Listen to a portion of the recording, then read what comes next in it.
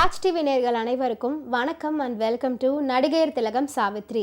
நம்ம நிகழ்ச்சியில் சாவித்ரி அவர்களுடைய திரை பயணத்தை பற்றின பல சுவாரஸ்யமான விஷயங்கள்லாம் பார்த்துட்ருக்கோம். இன்றைக்கி நிகழ்ச்சியிலையும் உங்களுக்காகவே இன்னும் பல அற்புதமான விஷயங்கள்லாம் காத்துட்ருக்கு. வாங்க நம்ம நிகழ்ச்சிக்குள்ளே போகலாம்.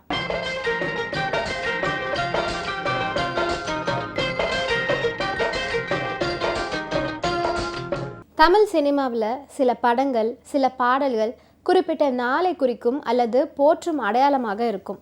அந்த வகையில் பூஜை விடுமுறை நாட்கள் எனப்படும் சரஸ்வதி பூஜை, ஆயுத பூஜை தினங்களில் டிவி சேனல்களில் கட்டாயம் இடம்பெறும் படம் சரஸ்வதி சபதம். செல்ஃபோனில் படம் பார்க்கும் இன்றைய இளம் தலைமுறையினருக்கு ஒளிச்சித்திரம் பற்றி அவ்வளவா தெரிஞ்சிருக்காது. ஒளிச்சித்திரம் அப்படின்னா ஒரு சினிமாவின் கதை வசனத்தை அப்படியே ஆடியோவாக மட்டும் கேட்பது. சினிமாவை தியேட்டரை தாண்டி மக்களுக்கு கொண்டு வந்து சேர்த்தது பாடல்களும் ஒளிச்சித்திரமும் தான். ஒரு காலத்தில் பாடல்களுக்கு நிகராக ஒளிச்சித்திரமும் வீதிதோறும் ஒலித்து கொண்டு இருந்துச்சு. வெளிவருகிற எல்லா படங்களுக்கும் ஒளிச்சித்திரம் வந்துடாது. குறிப்பாக வசனங்கள் மிகப்பெரிய வெற்றியடைந்த படங்களுக்கு மட்டுமே ஒளிச்சித்திரம் ரெக்கார்டுகள் வெளிவரும். ஆரம்பத்தில் ஒரு இசைத்தட்டின் ஒரு பக்கத்தில் ஒரு பாடல் மட்டுமே இருக்கும். 2 பக்கமும் சேர்த்து 2 பாடல்கள் இருக்கும். ஒரு படத்திற்கு 4-5 இசைத்தட்டுகள் வரும். பிற்காலத்தில் எல்பி ரெக்கார்டுகள் அப்படின்னு பெரிய சைஸ் ரெக்கார்டுகளில் ஒரு பக்கத்தில் 4 பாடல்கள் வரை இடம்பெற்றுச்சு. எல்பி ரெக்கார்டுகளில் பாடல்கள் வருவதற்கு முன்னாடி ஒளிச்சித்திரம் தான் வெளிவந்துச்சு. 3 மணி நேர படத்தை 1 மணி நேர ஒளிச்சித்திரமாக மாற்றி கொடுப்பதே ஒரு பணிதான். அந்த வேலையை அந்த நாட்களில் படத்தின் எடிட்டரும் ஒளிப்பதிவாளரும் இணைந்து தான் செஞ்சுருக்காங்க. சிவாஜியின் படங்கள் தான் அதிக அளவில் ஒளிச்சித்திரமாக வெளிவந்தது.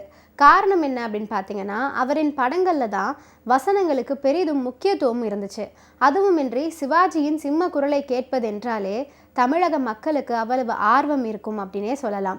எம்ஜிஆர் படங்களில் காட்சிகளுக்கும் பாடல்களுக்கும் முக்கியத்துவம் இருந்துச்சு. குறிப்பாக சண்டை காட்சிகள் அதிகமாக இடம்பெறும்.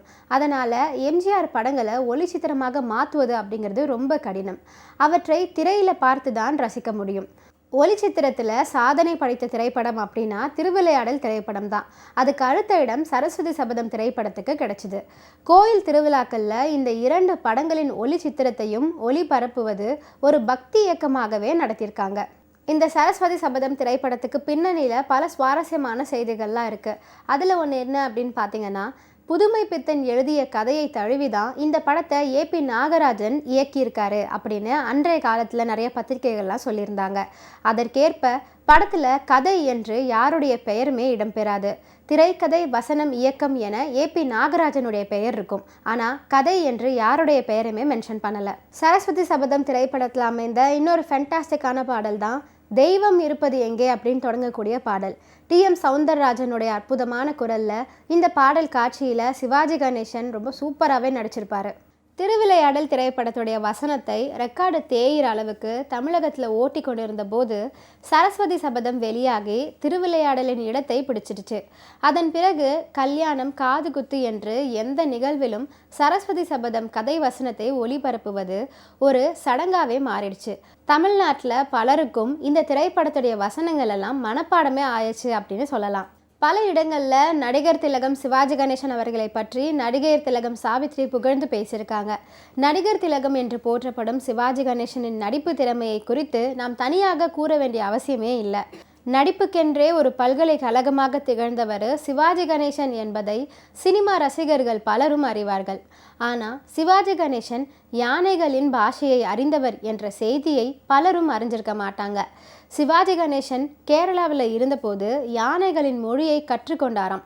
சரஸ்வதி சபதம் திரைப்படத்துடைய கிளைமேக்ஸ் காட்சியில் சிவாஜி கணேசனை யானை மிதிக்க வருவது போலவும் அந்த யானையிடம் சிவாஜி பல வசனங்கள் பேசி தன்னை மிதிப்பில் இருந்து தடுப்பது போலவும் அந்த காட்சி அமைஞ்சிருக்கும். அன்றைய காலகட்டங்களில் கிராஃபிக்ஸ் தொழில்நுட்பங்களில் அந்த அளவுக்கு பரிச்சயம் இல்லாத காலகட்டம் என்பதனால நிஜ யானையையே அந்த காட்சிக்கு பயன்படுத்தியிருப்பாங்க. இந்த காட்சியை படமாக்குவதற்கு முன்பு யானையை வைத்து பயிற்சி அளிக்கப்பட்டது. சிவாஜியை போல ஒரு டம்மி பொம்மையை படுக்க வைத்து அதில் யானையை மிதிக்க சொன்னாங்க. யானை ஒரே அடியாக மிதிச்சிருச்சு.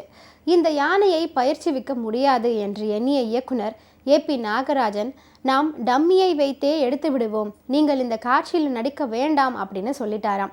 ஆனால் சிவாஜியோ, பரவாயில்ல, யானை மிதித்து ஒருவேளை நான் இறந்து போனால் ஷூட்டிங்லேயே செத்தான் கணேசன் என்று பெயர் வரட்டும் அப்படின்னு சொன்னாராம்.